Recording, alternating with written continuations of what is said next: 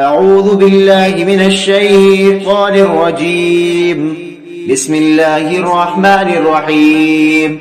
يسبح لله ما في السماوات وما في الأرض الملك القدوس العزيز الحكيم.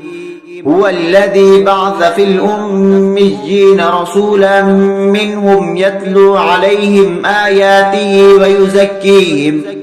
ويزكيهم ويعلمهم الكتاب والحكمة وإن كانوا من قبل لفي ضلال مبين وآخرين منهم لما يلحقوا بهم وهو العزيز الحكيم.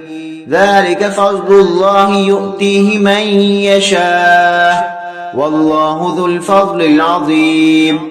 مثل الذين حملوا التوراة ثم لم يحملوها كمثل الحمار يحمل أسفارا بئس مثل القوم الذين كذبوا بآيات الله والله لا يهدي القوم الظالمين. قل يا أيها الذين هادوا إن زعمتم أنكم أولياء لله من دون الناس فتمنوا الموت إن كنتم صادقين ولا يتمنونه أبدا بما قدمت أيديهم والله عليم بالظالمين.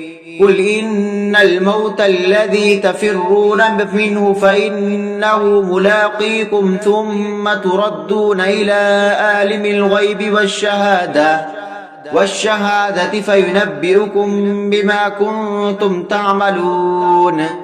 يا أيها الذين آمنوا إذا نودي للصلاة من يوم الجمعة فاسعوا إلى ذكر الله وذروا البيع ذلكم خير لكم إن كنتم تعلمون.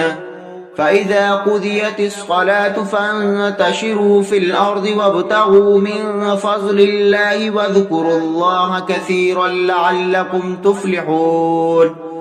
وإذا رأوا تجارة أو لهوا انفضوا إليها وتركوك قائما. قل ما عند الله خير من اللهو ومن التجارة والله خير الرازقين. صدق الله العظيم.